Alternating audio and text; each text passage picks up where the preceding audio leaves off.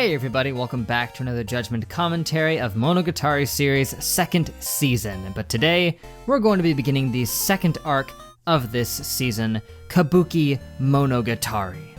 Of course, last time we saw the ending of the Nekomonogatari White arc, and man, it was a friggin' good finale. All of the buildup they did throughout that arc got paid off beautifully with that conclusion. To start things off, Hanekawa Black finally faced off against the tiger, who we, at long last, learned the identity of. Turns out that it was in fact a manifestation of Hanekawa, but it was a manifestation born from all of her negative emotions, all funneling into one thing. And it is driven only by her subconscious desire to apparently burn everything down. Yeah, unlike Hanekawa Black, who was just born out of Hanekawa's stress, this thing was born out of all negative emotions, because that's the thing about Hanekawa, as they've been really driving home in these past few arcs, is that she is not a saint.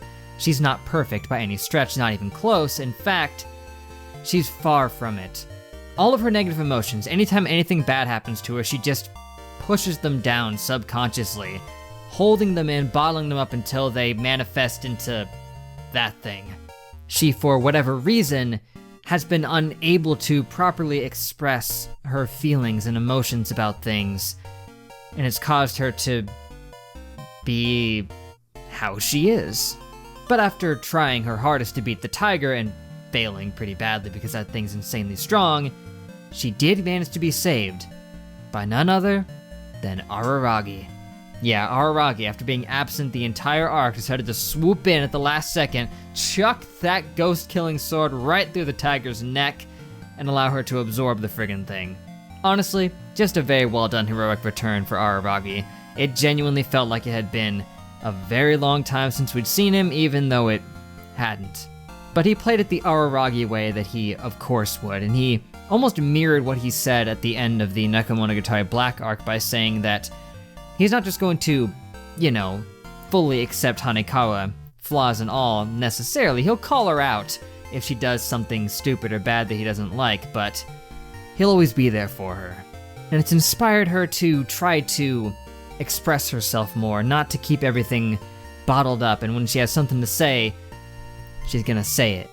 And she already took that first step by finally telling Araragi exactly what she thinks of him, how she feels. She told him that she loved him, and now obviously this wouldn't surprise Araragi because he's heard it before from everybody, including from the cat herself, but hearing it from Hanekawa herself is obviously not something he would have expected. It gives him a totally different perspective on the matter. And as one of you pointed out, that surprised face that he had was more so surprised that Hanekawa would finally say it, because he knew that she wasn't able to this whole time. And he was very proud of her, as was I. Even though he had to reject her immediately after, saying, "Sorry, my heart belongs to another." But that's the right response, man. Don't want to lead her on. And in one of the most intense moments of character growth we've gotten, Hanekawa finally breaks down and cries her eyes out in a grand moment of emotional depth. And heck, he even gave her a nice little pet on the head, which is one of the go-to signs of affection in Monogatari. Not necessarily romantic affection, but more so a more emotional connection type of thing, I guess.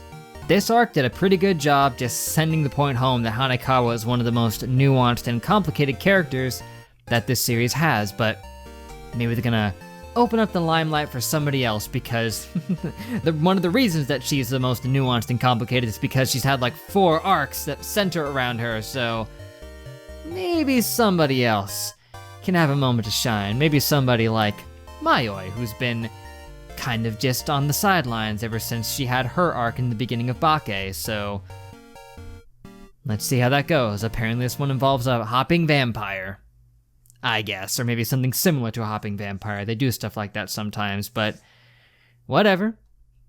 Let us just frickin' begin the kabuki. Hold your horses, cowpokes. I just thought of something. They're 11 years in the past, right? When was Mayoi hit by that frickin' car? If they traveled far enough back, they can stop her from getting hit by the car and then she won't die. At least not for a while. They're totally going that direction, aren't they? They 100% are. They've traveled far enough back, they're gonna stop Mayoi from getting hit by the car. Or at least are going to consider doing that. It definitely ties into the question that they had for Mayoi. Is she happy being a ghost? Because if she's happy being a ghost, then they shouldn't stop her from getting hit, theoretically. But if she is unhappy, then 100% save her. Although one might argue that even if she is okay with being a ghost, that maybe they should save her anyway. I mean, obviously dying is not necessarily a good thing. I mean, we know her living situation wasn't exactly peak, you know? It was pretty rough, but that doesn't mean she should just stop living. Dang, I did not expect them to pull out the time travel angle. Wow, that's just bizarre. They went a little bit sci-fi, like Araragi said, rather than just full supernatural, even though time travel is pretty supernatural, you know, it really is. It's a pretty, it's connected to more mystical ghost type things all the time, so it works, but Shinobu, I'm not sure if she did it on purpose.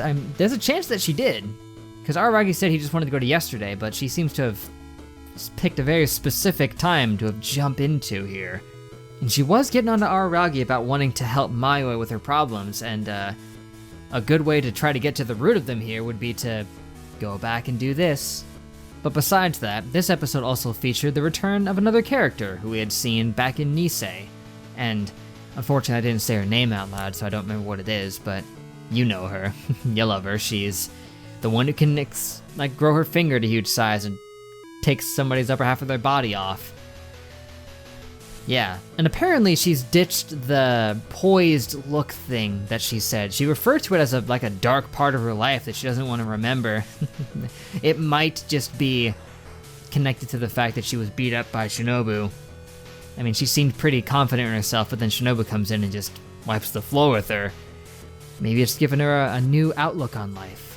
But she brought up some interesting stuff about, you know, her, Araragi, and Mayoi, each of their situations, in that, you know, each of them kind of died in different ways and ended up in a different circumstance. Like Araragi, he was going to die, but then became immortal in the very moment where he would have died anyway, preventing his death. But then Mayoi just straight up died and never got resurrected. And then her, she died and did get resurrected, and that's her thing. She's just like a walking corpse zombie type thing. I think Jiangshi are like that, aren't they? Aren't they supposed to be like reincarnated things, like brought back by cursed magic? I'm not sure. I'm not too up to date on their mythos, but I thought that might be what it is. Which would be interesting, because that would mean that she would be the Jiangshi and not Mayoi, but however, it could tie into something here in that if that's true what I said, that Jiangshis are dead and they're like reanimated with magic, if Mayoi were to say if they prevented her from getting hit by the car, then she would in return technically then be reincarnated in some way, but that's a bit of a stretch because it doesn't have much to do with the more important details about the hopping vampire things. I'm just straining to find any connection I can, but it's only episode 1. We've just begun, but dang, there's a lot of interesting talking points to this, and I gotta cover as much as I can. But for starters, this is all explaining where Araragi was when all of that stuff was going on, right? Because they did make a point of telling us he was trying to return her backpack, and we know she was looking for her backpack in the last arc, so this is what was happening in between, and that's why Araragi isn't here. It makes sense that literally the only time when the perspective can shift away from Araragi is when he literally is not in the same time period as them. Makes a lot of sense. Although eventually he does come back, we know that, and Shinobu does too, because by, what was it, like the 3rd episode, Shinobu was still there? And technically, heck, by episode 2, like, Araragi had texted saying he needed to tell them something, so he was back pretty fast, so that doesn't necessarily explain why he wasn't present throughout the majority of the arc, because he was still able to text, and Shinobu was there, so they come back at least by like episode 2, so I guess it doesn't actually fill the gap that much.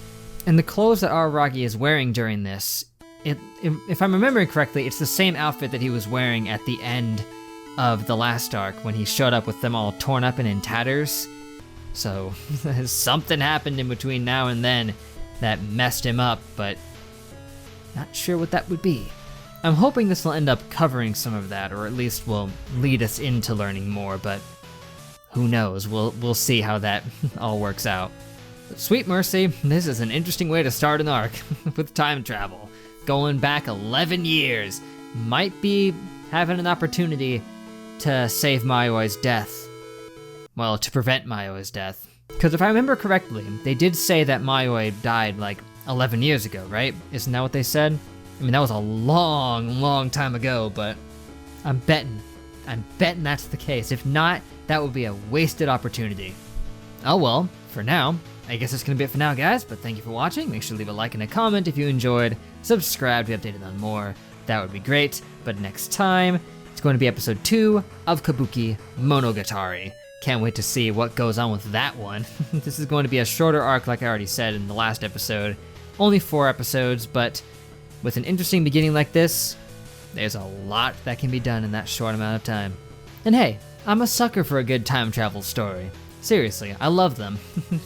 They usually open things up to do some really cool and interesting stuff when you bring in time travel, as long as you can try your best to adhere to rules, but that's impossible. You know, time travel, it always creates paradoxes. It always screws everything up, even if some paradoxes can actually, you know, be closed and they're not actually as paradoxical as some people think, depending on your theories on time travel. Whatever, time travel is too confusing. There's no point in trying to make sense of any of it, so for now, I guess that's gonna be it, guys. Next time's episode 2. Can't wait to check it out. Hope to see you guys there, but till then, I will see you guys later.